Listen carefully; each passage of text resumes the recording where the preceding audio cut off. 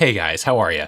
Today's video is going to be a little bit different. I wanted to talk a little bit about my personal experience with cholesterol and statin medication. And I'm going to start right after this.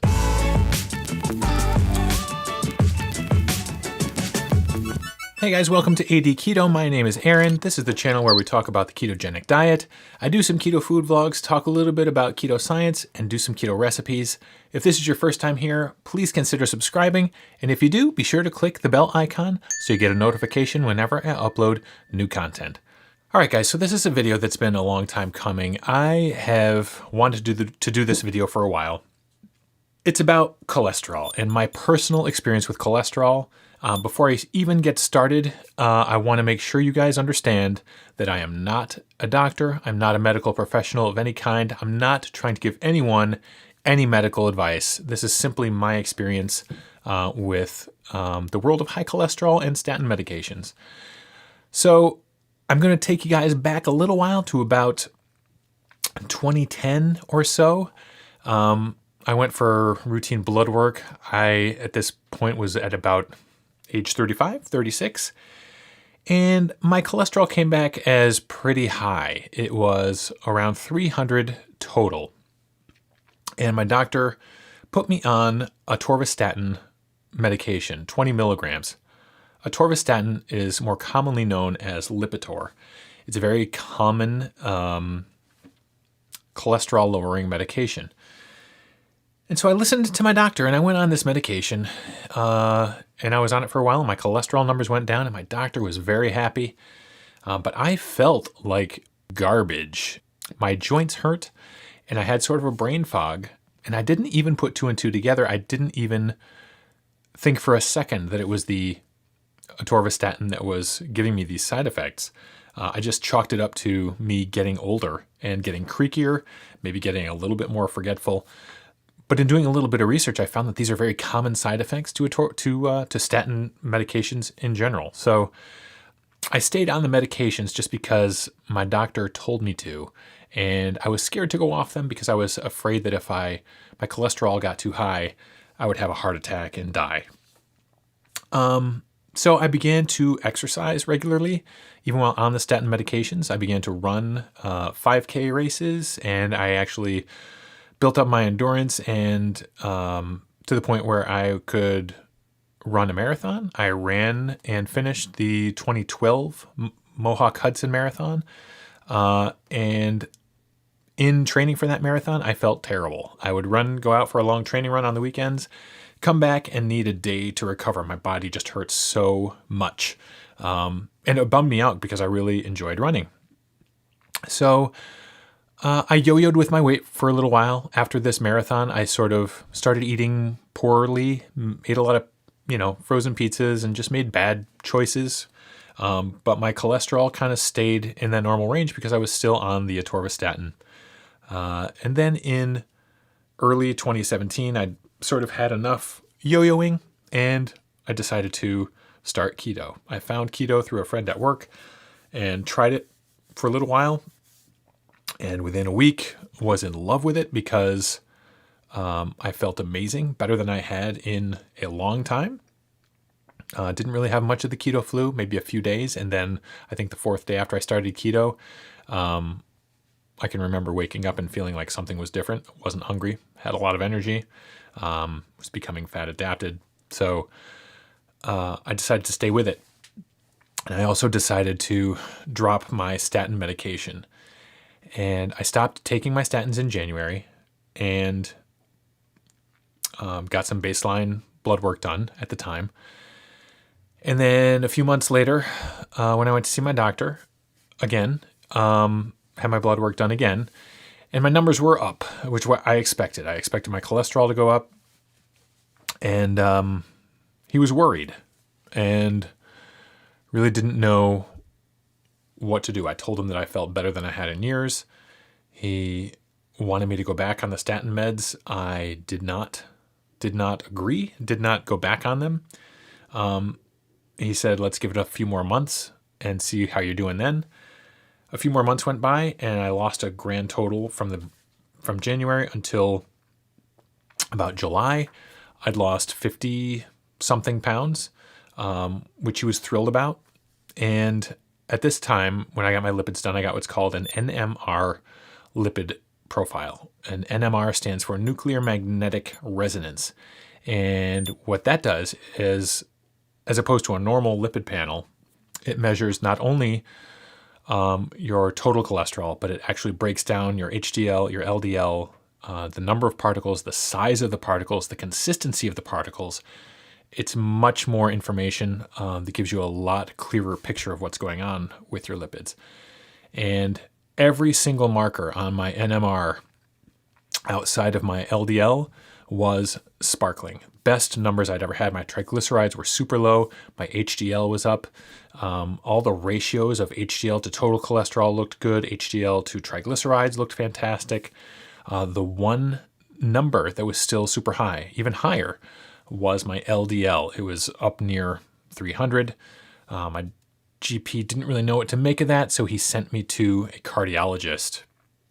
And the cardiologist ran some tests on me, did an echo, not an echocardiogram.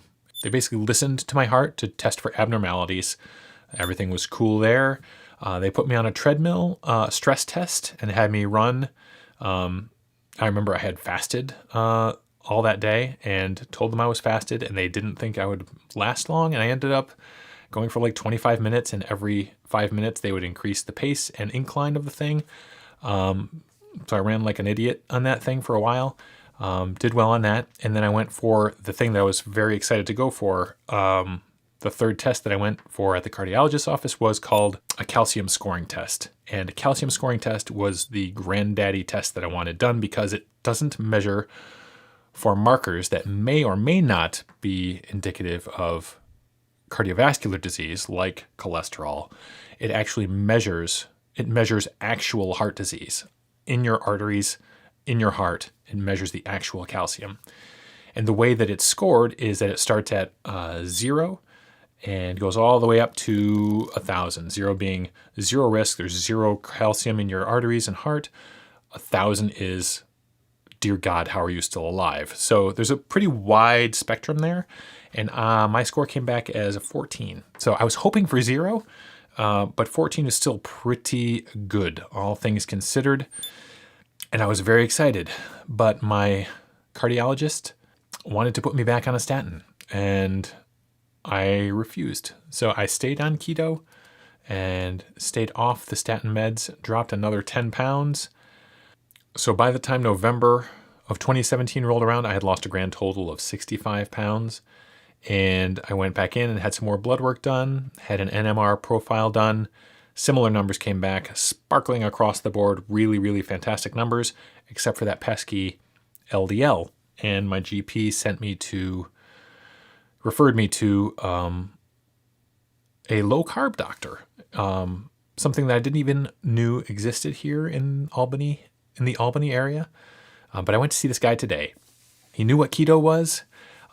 He knew what low carb was. He knew what it meant to be fat adapted. I answered a lot of the questions he had with answers that I don't think he expected to hear, because I've been doing this for 11 months. I kind of have learned a lot of things and read up on some things and knew what I was doing. We had a good conversation about keto and low carb. However, his whole thing is using keto to transition people to a Mediterranean diet. He's had a lot of success getting people on Mediterranean diets, which is more less fat and more protein.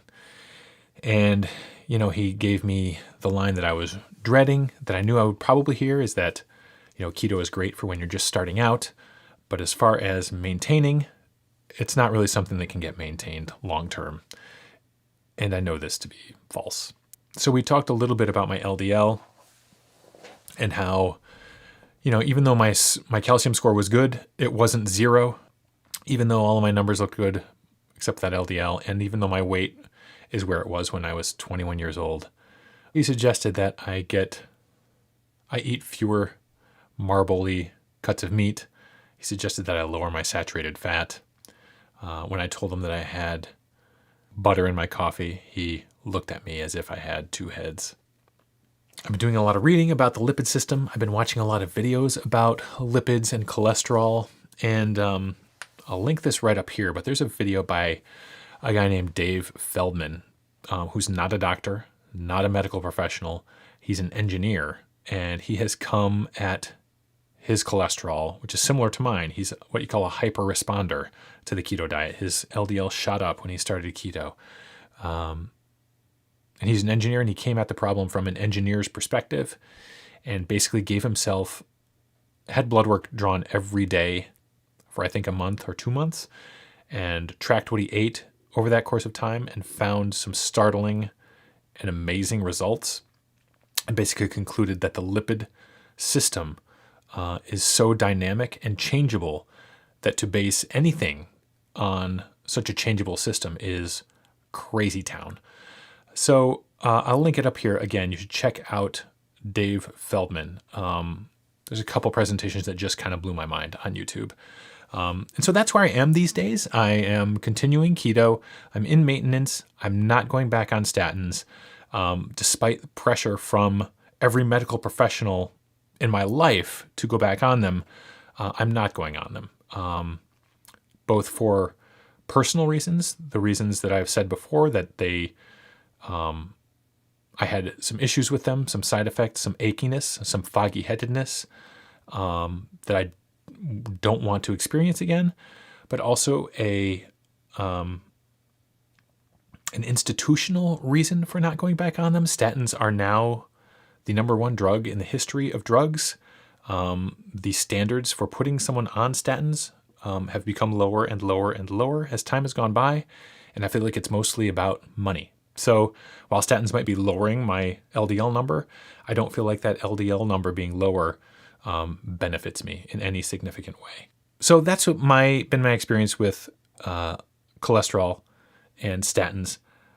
I appreciate if you've listened to me ramble for this last 15 minutes or so. I know that this is not really the kind of video that I normally do, but I really wanted to talk about it. I feel pretty strongly about it, and that's where I am. So let me know if any of you guys have had similar experiences. I know that in general, cholesterol does go up when you start keto, kind of no matter what, just based on the fact that you're using fat for energy. Fat is being mobilized throughout your body. More cholesterol is going to show up in your blood regardless. But let me know. Let me know what your experience has been with this stuff. I'd love to hear from you and love to chat about it. It's something that I really needed to talk about, and I hope it benefits somebody, or I hope somebody can identify with it. And that's going to wrap it up for this week. So I thank you for watching. Please consider subscribing if you haven't already. I hope you have a fantastic day, and I will see you next time.